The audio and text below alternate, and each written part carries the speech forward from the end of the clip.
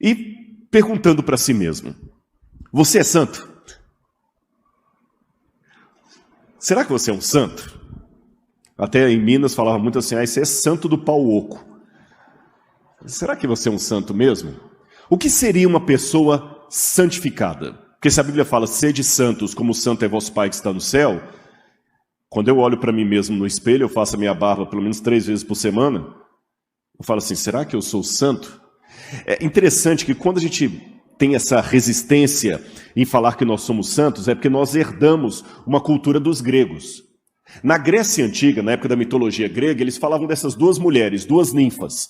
Você tinha a Arete, que é a virtude, e Caquia, que era a maldade. Os aretes eram os virtuosos, aquelas pessoas perfeitas. Por isso que os aretes eram colocados como os governantes da sociedade. Daí vem a palavra aristocracia. O poder dos aretes, dos nobres, dos virtuosos. E o caquia é o povo comum, é o que falha, é aquele que não consegue atingir objetivos.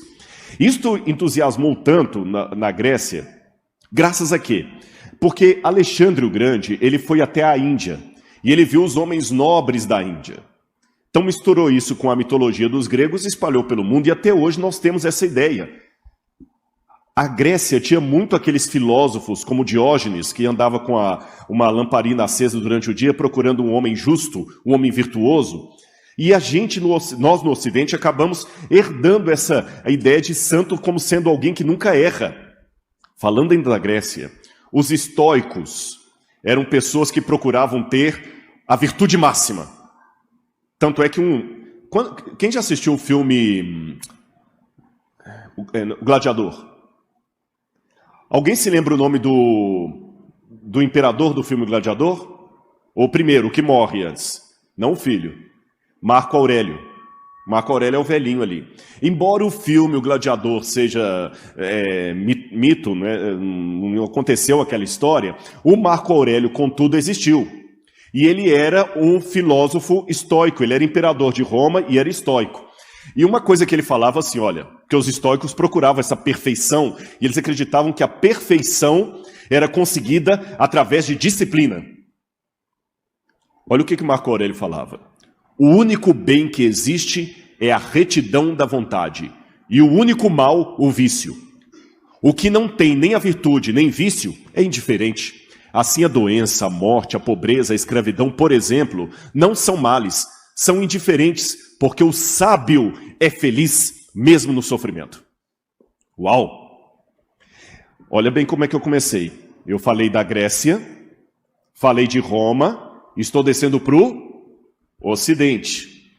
Quando chegou no Ocidente, na época do cristianismo, os primeiros cristãos alexandrinos, eles liam essas coisas dos gregos, e os gregos e romanos eram muito admirados, aqueles que conseguiam, assim, ser retos, por disciplina, entende? Aquele homem que não cedia à tentação do pecado, controlava o estômago, era aquela pessoa ideal. Os pobres mortais só admiravam porque não conseguiam chegar àquilo. Aí alguns cristãos, quando liam Jesus falando que temos que ser santos, perfeitos, como perfeito é o nosso Pai que está no céu, pegavam essa cultura grega e traziam para dentro da igreja. Entenderam a jogada? É o seguinte, na época que esse camarada viveu aqui, por exemplo, Orígenes, o que dominava o mundo era essa cultura dos gregos e dos romanos, que o perfeito é aquela pessoa que se condiciona, que tem força de vontade. Sabe aquele aluno que dá até raiva, que tira 10 em tudo? Aí sua mãe fica falando assim, por que você não é igual fulano? Sabe? Então é assim que acontecia naquela época. O aretes era aquele aluno que tira 10 em tudo, você está morrendo para tirar um 6 em matemática, ele dá uma lida assim e gabarita. E ele é o modelo.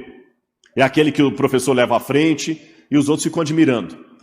Os cristãos, como esse camarada Orígenes, trouxe isso para dentro da igreja. E ele pensou, eu tenho que ser um homem que tem uma mente equilibrada. Não posso ceder à tentação, eu tenho que ser um santo. E ele tinha muita tentação sexual. Vocês podem imaginar o que ele fez? Ele se castrou. Se castrou para não ter tentação sexual mais. Ele levou tem uma passagem da Bíblia que fala que alguns se fizeram eunucos pelo reino de Deus. Ele pegou isso ao pé da letra e se castrou. Um outro chamado Santo Antão pegou aquela parte que Jesus fala que é mais fácil passar um camelo no fundo de uma agulha do que um rico entrar no céu. Então ele abandonou toda a riqueza dele, abandonou tudo, queria ser um homem perfeito, pobre, e Santo Antão criou até umas ordens monásticas, que até hoje tem, onde os padres fazem voto de pobreza. Que a pessoa não pode ter dinheiro, não pode ter nada, só pode andar descalço. Aí você tem as carmelitas dos pés descalços, você tem o convento de São Bento, dos beneditinos, vem tudo Santo Antão. Teve um outro chamado Pacômio, que ele, para provar que era santo, ele ficou durante anos e anos morando em cima de uma pilastra. Sabe por quê? Ele pegava aquela passagem da Bíblia que Jesus falava o seguinte: não peço que os tires do mundo, mas que os livres do mal. Então Pacômio pensava assim: se eu vir mulher, se eu ver as coisas ruins, eu vou ficar tentado. Então o que eu faço? Eu vou ficar em cima de uma pilastra, lá em cima, morando lá em cima, que aí eu não vou ver nada, não vou ficar tentado. E quando ele queria comer alguma coisa, o pessoal pegava a comida, colocava aqui para baixo, ele puxava numa corda e ficava lá em cima. Fazia as necessidades fisiológicas lá em cima, tudo lá. Existiu isso. Agora, se você olhar, até hoje no mundo existem herdeiros dessa filosofia. Quem vai à Índia vê os homens santos, que são aqueles homens que destacam de todo mundo. Eles ficam com o braço para cima, ou morando dentro de uma caverna, alguma coisa assim. Se você vai para o Oriente, para os Estados Unidos, você tem os Amish, você tem os Quakers, que acham que eles são santos. E o que eles fazem? Se vestem diferente, comem diferente, agem diferente, de uma maneira tão diferente, que chega a ser assombrosa. No Oriente Médio, você tem judeus que acreditam que para ser santos, eles têm que vestir todo de preto. São os racídicos. Eles são todos pretos. No lado islâmico, olha as mulheres lá. A do meio, não sei se está dando para vocês verem que está um pouquinho claro, ela nem está mostrando o rosto. Agora, quando eu vejo assim alguns judeus vestindo de preto, outras pessoas não cortam cabelo, outras não mostram o rosto, algumas mostram, outras não, outros vão ficar no meio de uma caverna, o que está todo mundo querendo fazer? Numa só palavra, eles acham que estão agradando a Deus. Essas mulheres de baixo acreditam que Deus gosta que a mulher não mostre o rosto, então elas cobrem o rosto. O que está em cima, consegui só um pouquinho d'água para mim? Os que estão em cima, ou aqueles de preto lá, eles acham que Deus se alegra por eles vestirem de preto. Com o que Deus se alegra, afinal de contas? Se Deus quer que todo mundo vista de preto, então nós estamos com problemas. Se Deus quer que as mulheres não mostrem o rosto, então não tem uma aqui que salva. Afinal de contas, o que Deus quer? O que é ser santo? E cada religião, quando coloca os seus costumes, na verdade é uma maneira de falar o seguinte: olha, ser santo é isso aqui. E quando eu olho para a minha vida, tenho complicação. Será que eu estou agradando a Deus? Será que Deus se importa de eu vestir essa gravata amarela, ou Deus ia ficar menos ofendido se eu estivesse com um terno todo preto aqui? Se eu pregar hoje aqui sem gravata, será que Deus vai se ofender, ou eu tenho que estar de paletó e gravata? E eu fico fazendo essas perguntas para mim. E parece que alguns insistem em dizer que ser cristão é andar 100% na contramão do mundo. Eu acho isso um pouco estranho. Coloca uma coisa na sua cabeça. Preste atenção aqui, você que está em casa assistindo também. Deus pediu para eu ser diferente, não para eu ser esquisito. Ser diferente não é ser esquisito. Ser diferente, eu não sei se é algum psicólogo aqui entre nós, não é perder o direito humano que eu tenho de dizer, ai, tá doendo. Porque a ideia que muitos passam hoje é a ideia que veio lá dos gregos e dos romanos. Santo é aquele que não desanima. Vocês viram o Marco Aurélio falando lá, né? Vem o sofrimento, mas ele está sempre feliz. Na igreja eu já ouvi isso, pastor Conrad. Eu lembro quando eu me batizei, eu lembro que alguns falavam assim: o verdadeiro cristão jamais pergunta por quê. Isso é pecado. Ele pergunta para quê. Quando falaram isso para mim, eu falei, gente, não faz sentido, porque Jesus na cruz do Calvário perguntou, Deus meu, por que me desamparaste? Então Jesus pecou. Você já recebeu isso? Depressão. Quantas vezes eu ouvi a estupidez de dizer que depressão é problema espiritual? A pessoa está deprimida, ora mais, estuda a lição da escola sabatina. Meu amigo, não dá para estudar a lição da escola sabatina, não está querendo nem viver, quanto mais estudar a lição. Não, faça o ano bíblico. Eu não estou menosprezando o lado espiritual. Eu só não estou querendo tornar o lado espiritual uma coisa ridícula. 40 madrugadas de semana de oração funciona para muita coisa, mas se você está com a depressão, você precisa de uma intervenção médica. E Deus usa a medicina para me curar. Se fosse assim, ninguém precisava fazer medicina. Alguém está com câncer, vamos orar. Para que fazer quimioterapia? Deus usa os médicos. Aliás, se tudo está na base da oração, não precisa nem de pregador. Você fica em casa, lê a Bíblia, Deus te ilumina com o que eu ia falar. Não precisava de ouvir aqui. Então, o que é ser santo? Será que o santo não pode desanimar? Uma coisa que eu descobri no ministério é que pastor é uma ovelha sem pastor. Porque todo mundo quer desabafar com ele, mas ele desabafa com quem? Será que pastor também não desanima? Será que é só você que acorda na manhã de sábado e fala assim, poxa, eu não estou com saco de ir para a igreja hoje? Será que os pregadores não têm esse direito também? Hoje eu queria ficar em casa? De questionar a Deus? Sansão, para mim, é uma ironia proposital da Bíblia. Eu agradeço a Deus por ter colocado a história de Sansão aqui. Não para ter uma teologia de ética liberal, não é isso, eu sou muito conservador. Mas é porque quando eu vejo, por exemplo, os Simpsons, o Flanders, ele é o estereótipo do que muita gente pensa do crente perfeito. O Flanders é o vizinho do Homer Simpson. Ele fica emocionado quando ele vai ler a Bíblia. O Simpson é aquele camarada que dorme na escola dominical. Os Simpsons não são adventistas. Que acha chato, que acha boring o sermão. O Flanders não. O Flanders é aquele que se emociona até cantando Vivifica. Afinal de contas, qual dos dois ali poderia ser chamado de um homem de Deus? Nós temos alguns estereótipos de santidade que me preocupam. Olha como é que a gente imagina. Ali, o santo na hora de dormir. Orando, estão conseguindo ver? Quando eu olho para mim mesmo, eu na hora de dormir. O santo diante da Bíblia. Eu diante da Bíblia. Uma família santa indo para a igreja.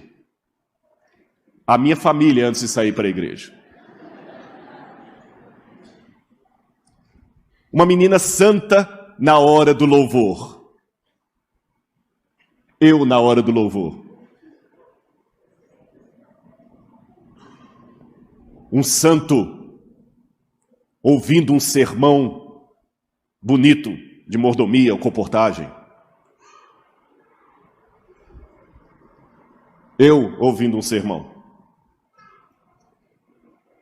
Eu sei que vocês podem rir um pouco e podem achar interessante, parece que é uma paródia que eu estou fazendo, mas a paródia, como o próprio nome diz, é uma realidade, é uma demonstração caricatural da realidade. Mas a caricatura imita a realidade, eu não posso menosprezar a caricatura. Se a caricatura me desenha com o narigão, é porque isso aqui é o que destaca em mim. Mesmo que eu não tenha o nariz daquele tamanho. Eu sei que eu coloquei de uma maneira um pouco caricatural, mas eu estou numa igreja para jovens para chamar a atenção de vocês, porque sentimentalmente é essa ideia que muitos de nós temos. Oba, vai ter vigília hoje, diz o santo. Vigília hoje?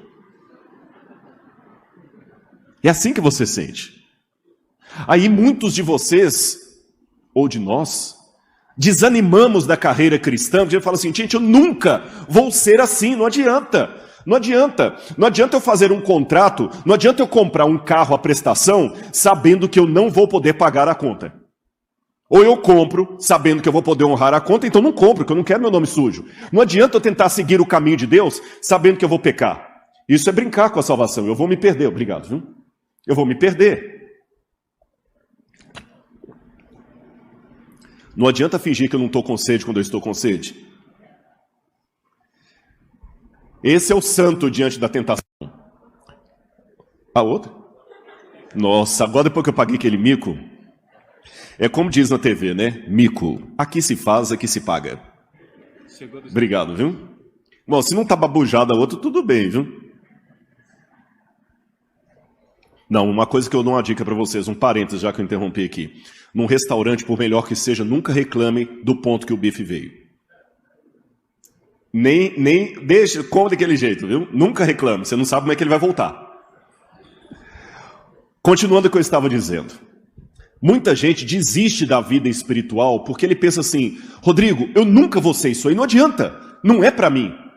Eu não tenho aquela piedade de Ellen White que alguns imaginam, né? Que assim, vai ter vigília hoje, nossa, eu fico empolgado se eu vou, se falar que eu vou para a Disney eu vou empolgado, mas se falar que é para uma vigília, eu não vou empolgado, culto de quarta-feira, não dá, eu não vou ser um cristão nunca. Eu queria até ser, mas eu não consigo. Ano bíblico, eu não consigo me programar para fazer direitinho, para acordar todo dia às 5 horas da manhã e ler a Bíblia. Eu não consigo, não adianta. E quando a tentação vem, não dá, porque o santo é aquilo ali, olha. Tentação? Não, obrigado. Eu resisto. Esse é o santo diante da tentação. Mas eu diante da tentação é assim, ó. Essa é a realidade. Eu fico querendo. Vou então entender a história de Sansão para a gente compreender essa temática para vocês. A Bíblia diz, em vários versículos do livro de Juízes, abra a Bíblia no livro de Juízes, lá no Antigo Testamento, Josué, Juízes, capítulo 13, começa a história de Sansão. O nascimento de Sansão. Abriram aí?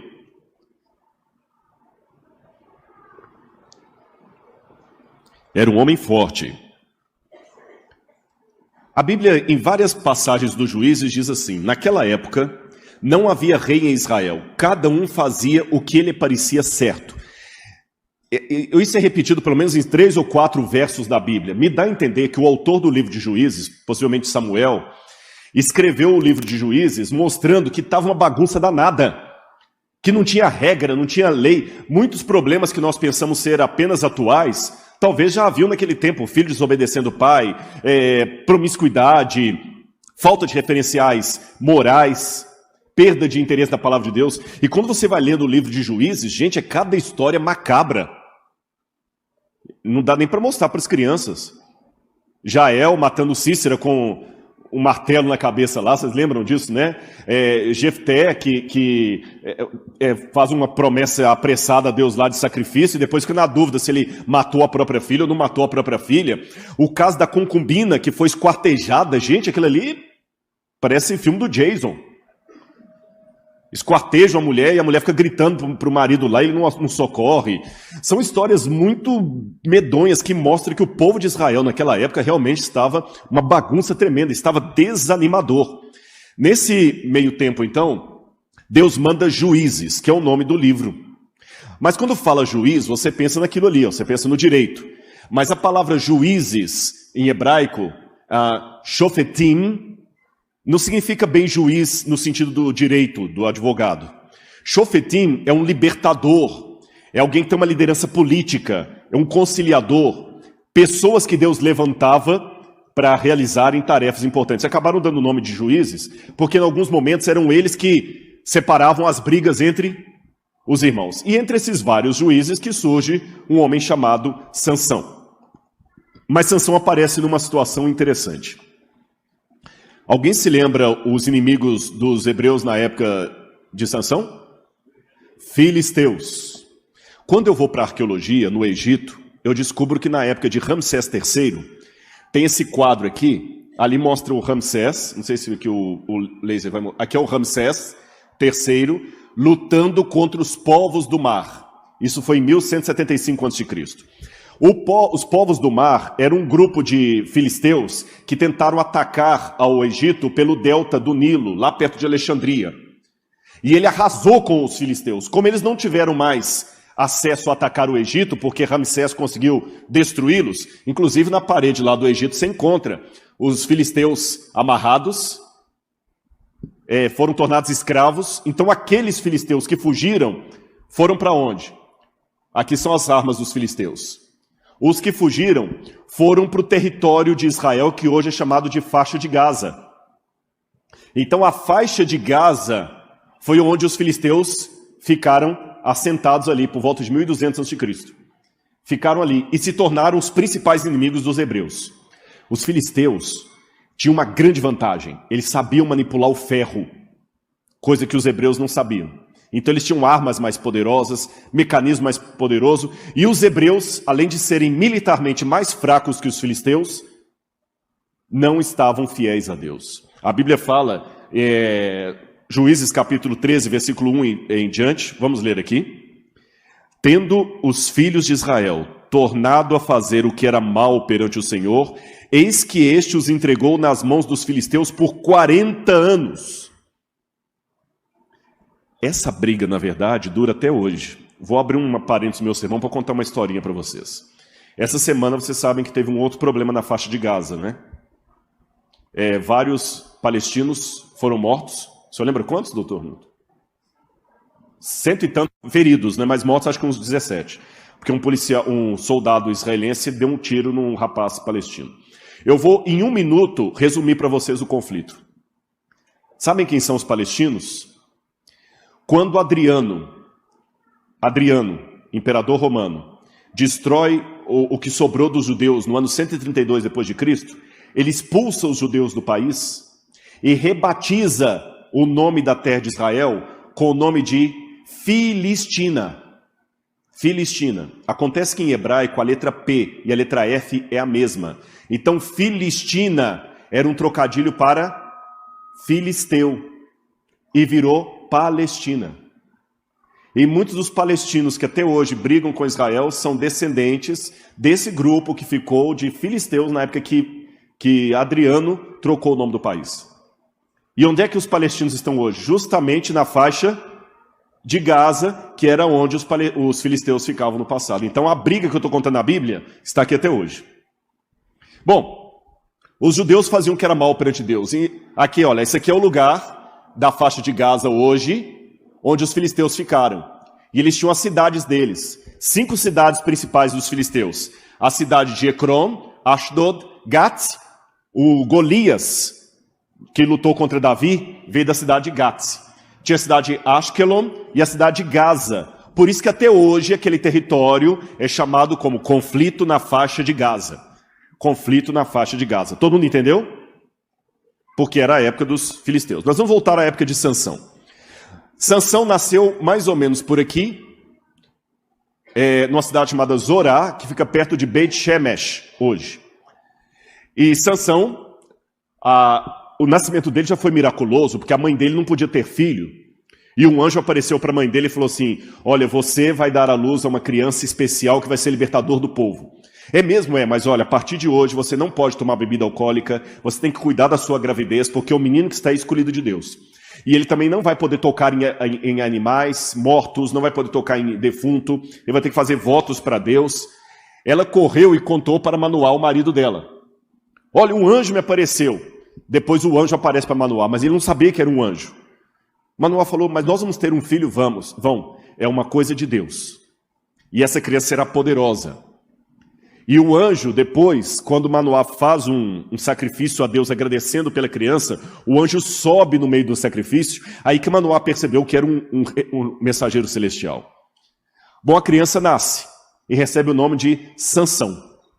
Samsão, em Shamshom, em hebraico, significa solzinho, o sol pequeno. Sansão é o pequeno sol. E ele nasceu para brilhar mesmo. Só que Sansão tinha um problema. Todos os problemas. Sansão era o perfil de todas aquelas imagens que eu mostrei para vocês do que não é o santo. Sansão não gostava de ir para as reuniões religiosas. O templo não havia ainda nessa época, né? Sansão não gostava de ir para as reuniões religiosas. Sansão não gostava muito de orar. Era um camarada atrapalhado, apatralhado. Tudo que ele fazia, ele, sabe, inconstante. E um dia ele chegou aqui no capítulo 14 e falou com o pai dele assim, pai, mãe, eu gostei de uma menina lá dos filisteus, eu quero me casar com ela.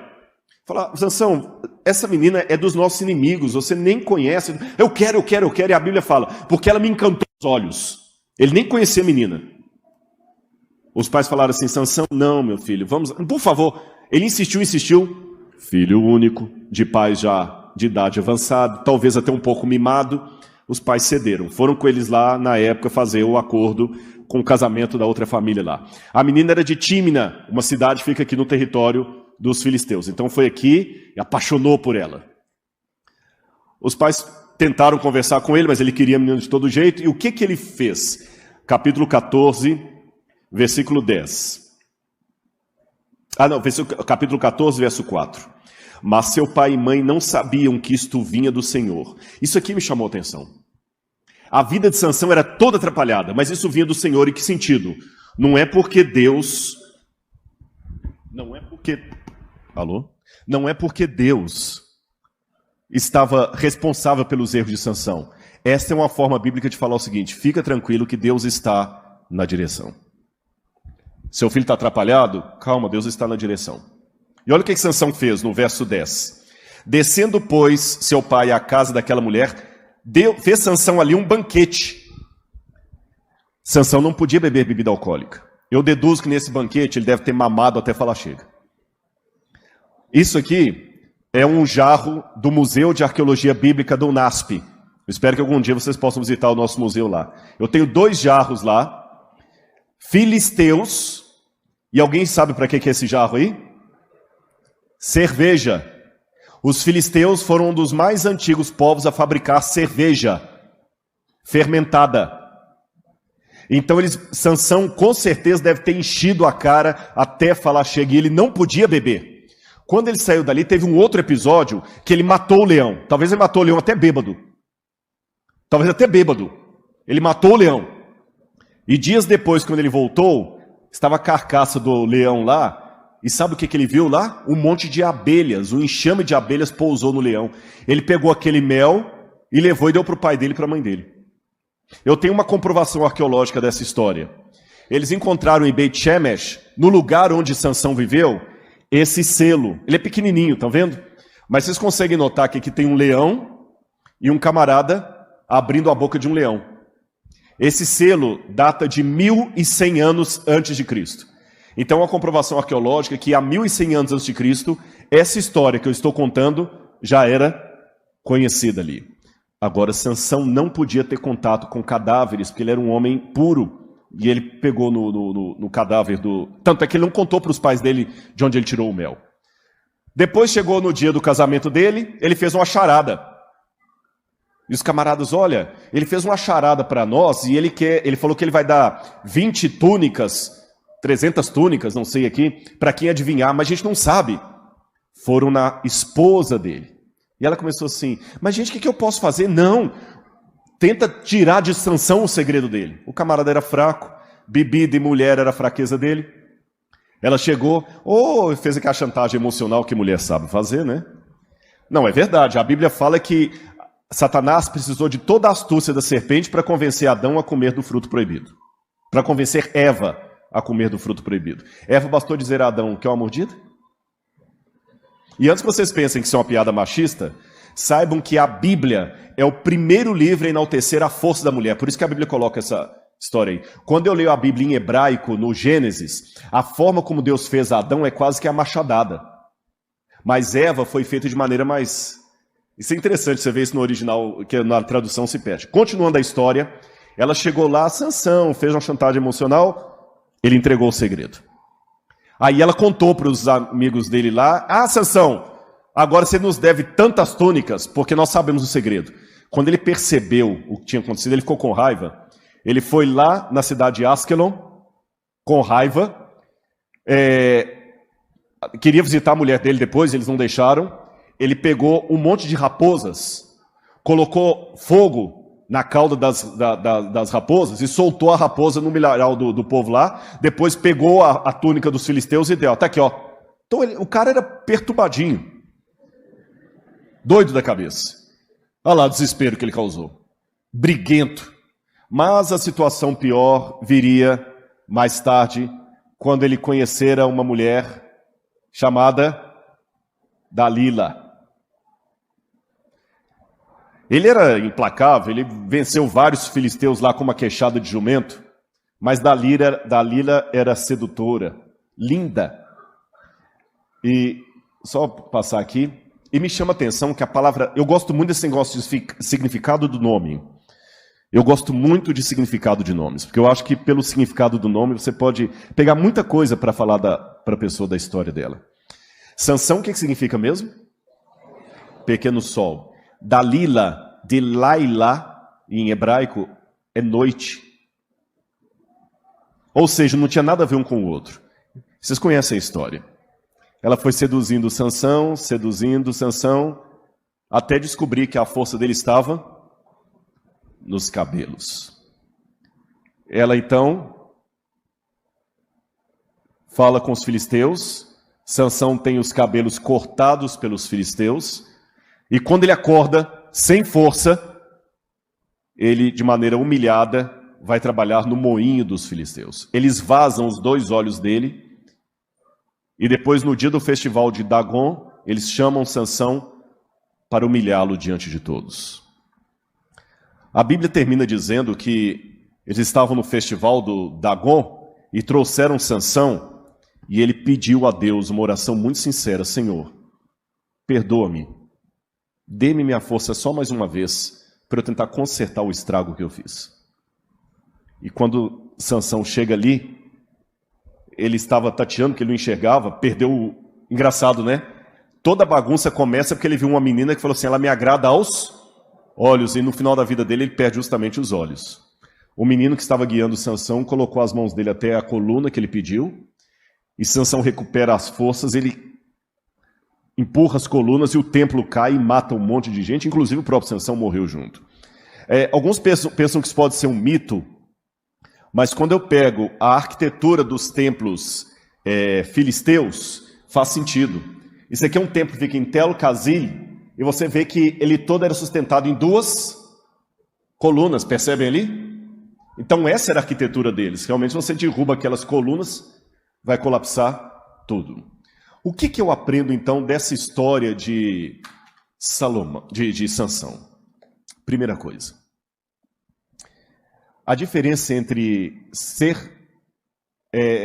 Sansão e ser acomodado no pecado, ela é estreita, mas real. Aqui, cada um sabe quem ele é. Existe uma diferença entre você ter a sua luta espiritual e continuar lutando. E a diferença de você se entregar. Primeira regra que eu aprendo com a história de Sansão: não julgue o outro pelo seu código de valores. O que é óbvio e fácil para você não é fácil para o outro. Já pensou se um professor de física medisse os bons alunos e os inteligentes apenas porque tirasse física com ele? Eu jamais teria podido me tornar um professor, porque eu não sou bom na área de química e física. Não fui, não adiantava. Já pensou se o professor de redação, que escreve muito bem, exigir que todo mundo, para ser bom, tem que ser como ele? Não julgue o outro pelo seu código de valores. As pessoas têm diferentes expertises. Tem gente que tem mais dificuldade numa coisa e é melhor noutra. Parabéns para você, você consegue ser muito equilibrado na alimentação, mas de repente você tem mais dificuldade com a língua. Sabe aquilo que você tem mais fraqueza? E lembre que nem todos são bons naquilo que você é. E você não vai ser bom naquilo que todo mundo é. Seja o que você é com Cristo. A diferença entre cometer um pecado com Deus e sem Deus é muito simples. Eu vou ilustrar aqui para vocês. Tem alguém da área de direito aqui, da polícia? Tem? Tem você, né? Só um. Vou falar uma coisa aqui, você pode me corrigir se eu falar uma besteira. Eu aprendi que se um ladrão entra na sua casa e você luta corporalmente com o ladrão e pega a arma do ladrão e ali no afã da luta você mata o ladrão, você teria que fugir para evitar o flagrante, porque se a polícia chegar, você vai ser preso, depois que vai ter que pedir o habeas corpus, mas naquele momento você é preso, correto? Agora imagine numa situação dessa que você matou um ladrão. Eu posso chegar até ali, a câmera consegue me acompanhar? Pode ir? Permita-me só para... Qual o seu nome? Não vou lhe colocar em situação constrangedora não, pode ficar tranquilo. Qual o seu nome? Herbert, doutor Herbert, tá certo? Então, imagine, doutor, que você matou alguém na sua casa e, conhecedor da lei, você foge para evitar o flagrante. Eu imagino que pensamentos talvez passariam na sua cabeça na hora que você estava fugindo. Você sabe que um bandido foi em sua casa e você, para defender a sua família, você matou o cara, você falou com a sua mulher assim, meu bem, eu vou correr para evitar o flagrante, depois eu apareço com um advogado. Naquele momento de fuga, seja você ou qualquer pessoa, que pensamento será que passam na cabeça de alguém correndo nessa hora? Tem uma ideia? Talvez não precisaria estar fugindo, né? Porque na verdade eu não fiz nada errado, então estou fugindo sem precisar. Estou fugindo sem precisar, mas mesmo assim eu vou fugir. Mas além disso, além de eu estar fugindo sem precisar, eu acho que podem ter outras coisas. Aquele camarada pode ter comparsa. E aí? Não sei. Eu teria medo de vingança. Concorda comigo? Não é isso? E se ele tem uma outra gangue que eu matei? Quem vai me matar? Eu vou ter que talvez mudar lá, porque ele já viu minha esposa e viu os filhos. Concordam comigo? Na fuga, eu deixei o documento em cima da mesa com todo o meu dinheiro e minha carteira. Será que a minha esposa guardou? Agora eu vou mudar a minha história. Não são esses pensamentos que passariam na cabeça de uma pessoa normal? Sem querer, Dr. Herbert, você está limpando uma cartucha do seu avô que estava lá e você não sabia que ela estava municiada. E limpando a cartucha, sem querer ela dispara e atinge mortalmente esse garotão aqui. Legalmente, não há diferença. Se a polícia chegar, você vai? Preso. Legalmente, o conselho também é o mesmo. Fugir para evitar o flagrante. Mas você fugiria? Não. De jeito nenhum. Por que ele não fugiria? Por que no primeiro caso ele fugiria e ficaria preocupado com o documento, com o advogado, com vingança? Porque no primeiro caso, quem morreu era um desconhecido. Mas no segundo caso, a preocupação dele não é com habeas corpus, não é com polícia, não é com documento. No segundo caso, a preocupação dele é só uma: ferir alguém que eu amo. Se você não conhece a Jesus e peca, a sua preocupação é essa: puxa vida, e se descobrirem, e agora, o que eu faço? Mas quando você ama Jesus, a sua angústia é só uma: eu machuquei alguém que eu amo. E machucar alguém que você ama mesmo é terrível. Essa é a diferença. Nem todos nós somos fracos. O que nos diferencia é o tema de nossa fraqueza. E pecados todos temos. Agora, como lutamos com ele é que faz a diferença. Eu, na minha vida de professor, eu aprendi uma coisa, meus irmãos, e hoje eu estou quase terminando. Eu posso perguntar uma coisa, eu teria que terminar meio-dia. A gente pode levar até um meio-dia 15, estourando meio-dia 20, não vou passar mais do que isso. Tá certo? Eu quero dizer uma última coisa para vocês. Sou professor há muitos anos. E uma coisa que eu aprendi como professor, vou revelar para vocês aqui, é que não tem coisa mais injusta para avaliar um aluno do que prova. É terrível. Sistema de avaliação de provas é terrível, porque às vezes a competência do aluno não é aquela que a prova está pedindo. Às vezes ele é excelente em matemática, mas ele tem dificuldade para escrever texto. Ele nunca vai ser um Carlos Drummond de Andrade. Mas eu notei uma coisa. Mesmo que as provas e as notas não sejam justas, é por isso que a escala de aprovação é de 6 a 10. Uns vão passar com 6, outros com 7, outros com 8, outros com 9, outros com 10. Mas no dia da formatura, todo mundo está de preto com o diploma na mão. Com relação à vida espiritual, alguns são como José do Egito. Um camarada quase assim, você não vê quase defeito nele. Daniel em Babilônia. Mas outros são como Sansão. Na minha vida, tem vezes que eu queria ser como Davi. E tem vezes que eu não queria ser como Davi. Perceberam? Mas o que importa no dia da volta de Jesus não é que nota você tirou. É se você está entre os aprovados. E a beca é igual para todo mundo. E eu me lembro uma vez que eu encontrei esse livro num lixo. Num lixo. Eu estava muito mal. Foi uma época de grande provação. e eu estava olhando no espelho e não gostando do que via. Sabe aquele negócio que você não quer com uma filha da vizinha? E Deus me respondeu através disso aqui. Interessante, Deus usa tanta coisa, né? Está até desmanchando aqui, eu nunca nem quis restaurar. Deus precisa de gente. É um mistério que desconcerta e comove até as lágrimas, quando aprofundado e entendido até a sua última raiz. Deus, Criador, não precisaria de criatura alguma, perfeito, santo e acabado como Ele é, não precisaria de ninguém. Em seus desígnios insondáveis, no entanto, Ele quer precisar de cada um de nós para fazer-se presença visível na história da salvação. E quer-nos humanos, profundamente humanos, como somos, com a sombra de nossos defeitos e cicatrizes, na luz que nos envolve como redimidos e templos do Espírito Santo.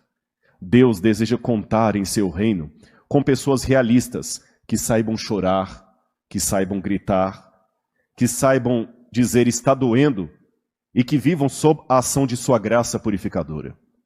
Deus não sonha com anjos, mas com seres humanos normais, que sentiram a experiência inefável do amor humano e carregam em sua estrutura a atração natural pelo sexo oposto.